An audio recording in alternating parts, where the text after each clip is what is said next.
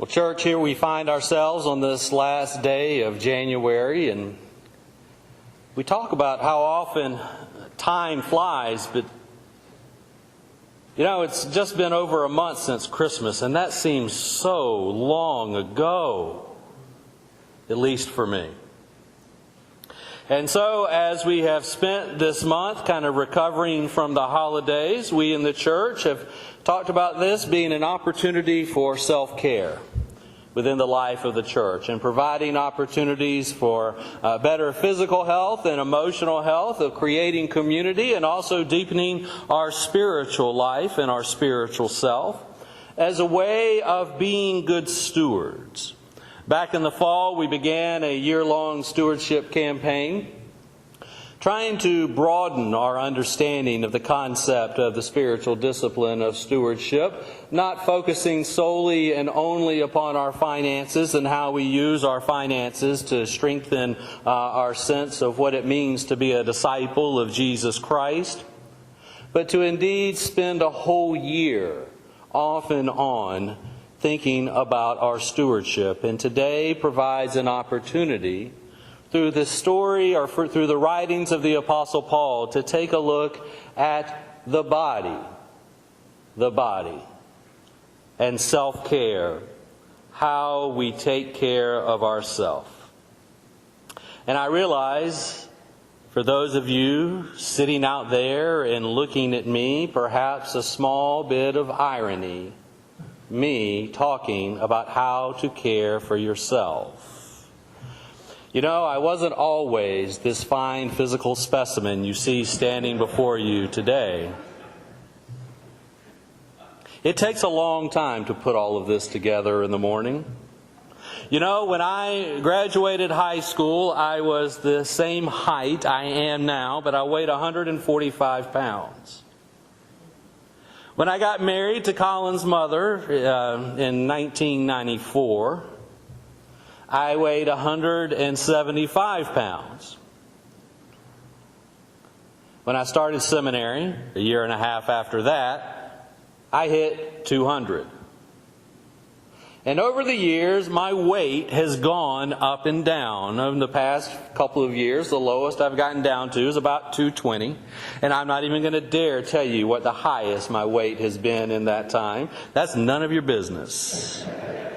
Well, it's Virginia's business. I've made it Virginia's business in the last 6 months or 7 months. When I was younger, I had people tell me all the time that I needed to gain weight. So that's what I did. That's what I did. Now, when former St. Louis Rams Steven Jackson signed with the Falcons a couple of years ago as a free agent, I commented to Courtney and to a good friend of mine that we were the same height and the same weight. Courtney just looked at me and smiled, as a wife will do, and my friend said, "Yeah, but it's distributed very differently." Excuse me. My former friend said, "Yeah, but it's distributed very differently." Now, this past week, Dick Seiler and I had a conversation about cemetery matters, and as as the conversation continued, Dick informed me that as the cemetery expands and the land that is available, that land that has yet to be developed, that fewer plots will be able to be sold than have been in the past. Do you want to know why? It's because the size of the graves are bigger today and wider than they used to be. That's not a joke. That's actually the case. Now, one day, our young people are told they need to eat a sandwich. And the next, they are told that they could afford to skip a meal. We are bombarded with at least 3,000 images a day telling us what the perfect body should look like and feel like and be like. 3,000 images a day. And if you think that it is just a young person's issue, I tell you it is not. There's been much advertising dollars and imagery focused towards those over 55, also inundating us with powerful marketing and images about what we are supposed to look like, how we are supposed to feel, how our bodies are meant to be. A couple of months ago, there was a lot of stories in the news about the new craze known as the dad bod.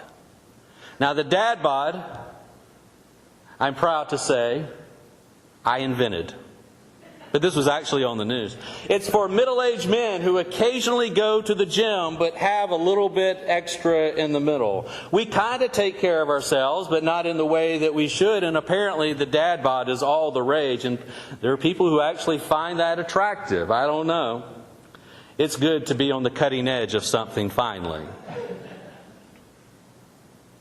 It's no secret, however, that one's physical health is deeply, intimately connected with one's mental and spiritual health and status as well. It's been proven time and time again that exercise is among the best ways to fight depression. And studies show that within 5 minutes of completing strenuous exercise, one's mood is enhanced for the better.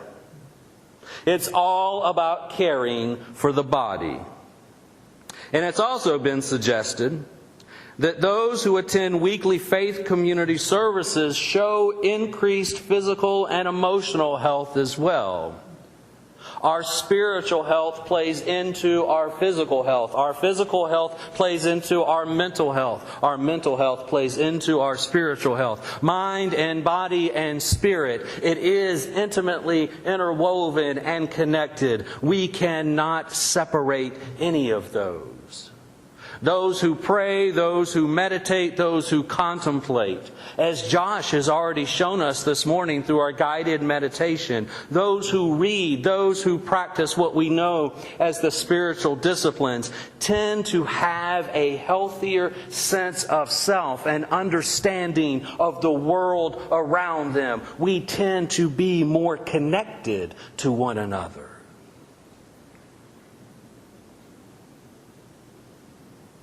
I don't feel right, she said once to me, when I miss church on Sunday. It's like my whole week gets off kilter. I don't talk to my friends as much. I don't have that sense of connectedness that I have when I'm a part of the church, when I'm a part of the body. And I wonder, it's possible that is the point the Apostle Paul is trying to make to us today.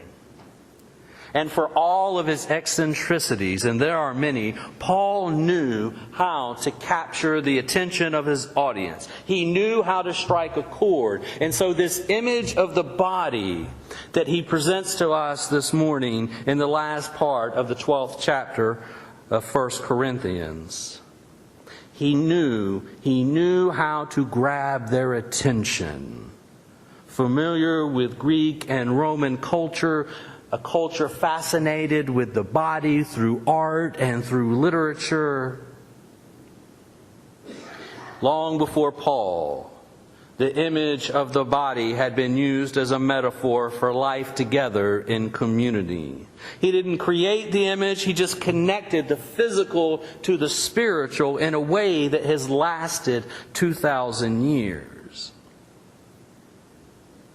Do we not call the church the body of Christ? We do so because of the Apostle Paul. It's one of his lasting legacies to us today. And in these verses, he speaks of the health of the whole, not just a part. As I've said 2 weeks ago, the Corinthian church was a conflicted church. There were different factions, different beliefs, different understandings, different practices. There was a sense of superiority among many of the members of the Corinthian church. They felt because one had one gift and another had another, that these gifts were somehow ranked in order of importance, therefore creating some type of hierarchy within the community. But what Paul is telling us this morning is that indeed within the sense of unity, all of these parts need to be working together, just as within our physical body. Our physical body is not at its peak unless all the parts are working together. No part is dispensable. But at the same time, one part does not make up the whole. Now, for some, that presents a challenge. Existing as a part of the body while remaining uniquely equipped and embracing a healthy sense of self. Sure, the hand is a part of the body, but it's also a hand. It also plays and has a particular function and role, but the hand is not the whole of the body. And yes, the body can continue to function without the hand, especially if the hand becomes broken. Now, maybe not as well at first, but in time the body learns to compensate for the loss of the hand. At the same time, the body of Christ never revolves around one person or one gift. Sure, sometimes we give one part of the body more honor. But Paul states that the greatest honor is to be reserved for those we perceive to be less honorable. For example, the poor or the marginalized. Those are the ones we as the body are to treat with the greatest honor among us. And so in the midst of such diversity, how do we remain united? In the midst of such diversity, how do we care for ourselves and for others? How does one remain differentiated? Or as Edwin Freeman asks, how does one maintain the capacity to be I while still being connected to the whole? Because being a part of the church does not mean that you lose your sense of individuality. When you leave here, of course, you are still a part of St. Peter's United Church of Christ, but you are still yourself as an individual, with your own gifts and your graces and your strengths and your growing areas and your need to live into this world and this life of faith as an individual. But you are something, a part of something much greater than yourself. People come to the body in search of meaning for life and spiritual growth and closer connection with God and for opportunities to serve. But they also come to the body seeking authentic connection and presence within a community. A place where they can be accepted as they are and experience a sense of belonging without having to feel as if they have to give up their unique identity, as if they have to conform to be exactly like the rest of us are. Because as I look out among you today, none of you are exactly alike. You look differently, you dress differently, you act differently, you talk differently than I do. All of these differences.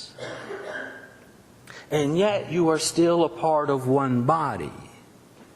Yes, St. Peter's United Church of Christ, but you are also part of the much larger body of Christ, the church in all times and all places, here and now and forever. It's a delicate balance. Because you have to find an opportunity to care for yourself while also being a part of something much larger. And if you can't find the opportunity to care for yourself and you bring a sense of brokenness within yourself into the larger body, well, then it impacts the larger body.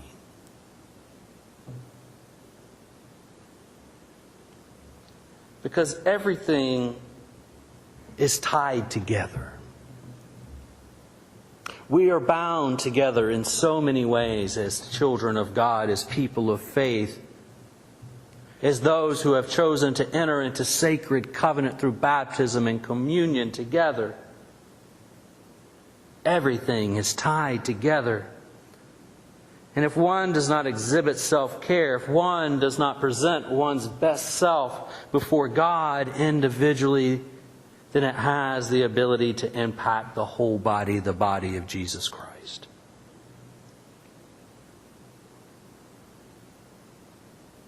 And again, I get you sitting out there looking up at me, and you might think, well, who in the world is he to say any of this? Look at him.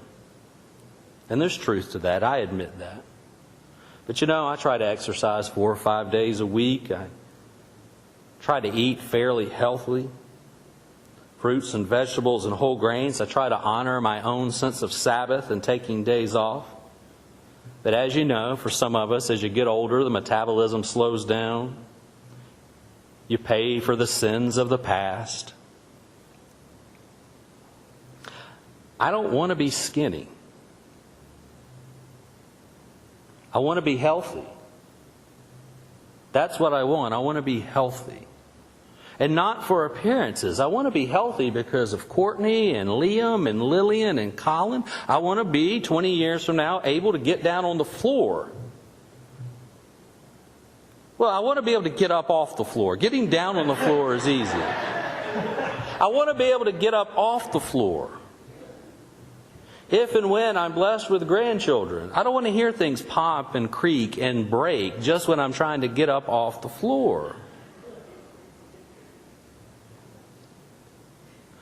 But even more important than for Courtney or for Liam or Lillian or for Colin or any grandchildren I may have one day, I want to be healthy for the sake of God. And I want to be healthy for the sake of good stewardship. The same can be said for one's spiritual health as well. Sure, there are some great personal advantages to personal spiritual development. But perhaps, and I think this is Paul's hope, that it is more important that our goal be that we tend to the whole body, to the whole of the body in a healthy manner.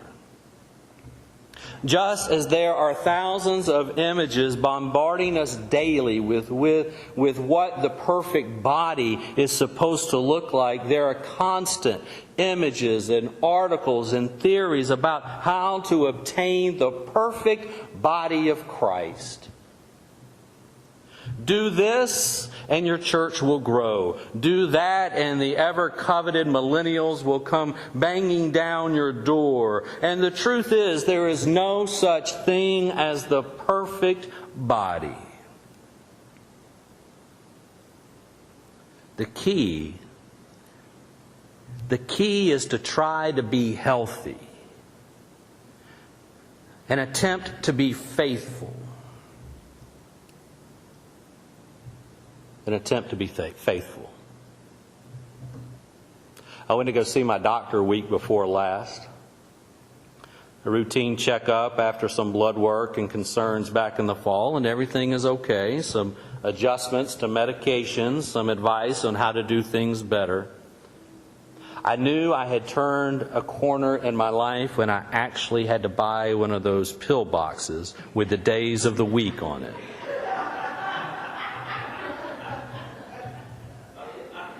I had elderly people saying to me, I got a spare one if you need one.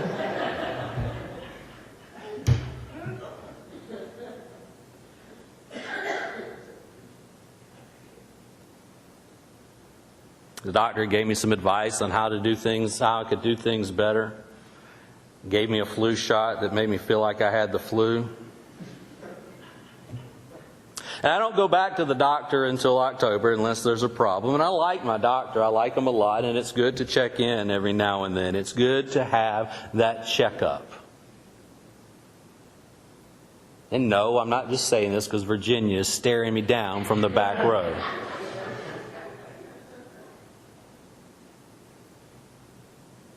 It's good to check in every now and then. So for that reason, we're talking again this morning about stewardship. Bless you. Go see a doctor.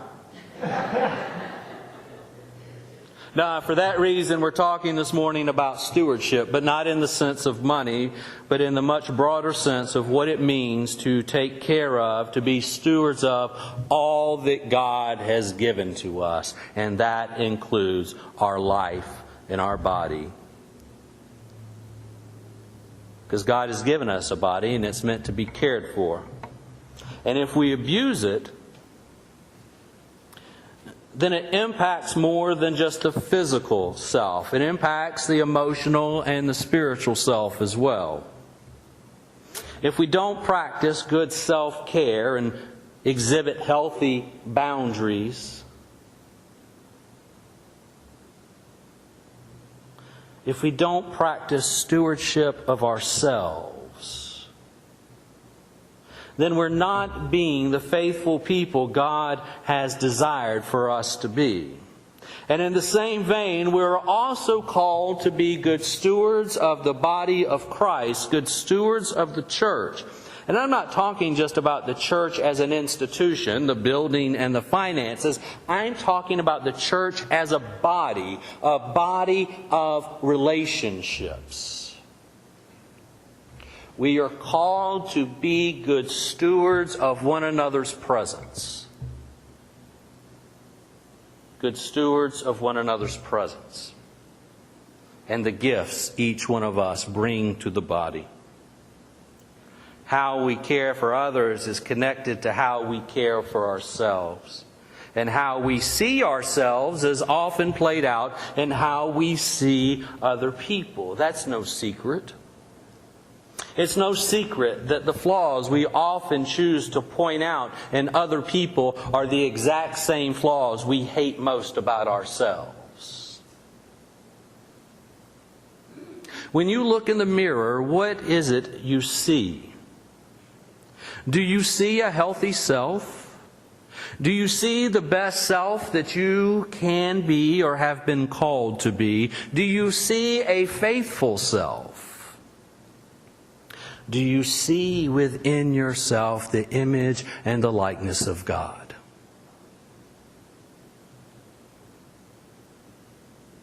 And when you look at the church, or better yet, when others look at the church, do they see the kind of unity that Paul is calling for among and within the body?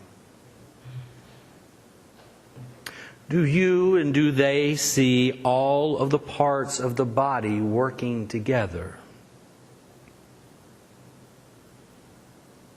Do they see the image of God?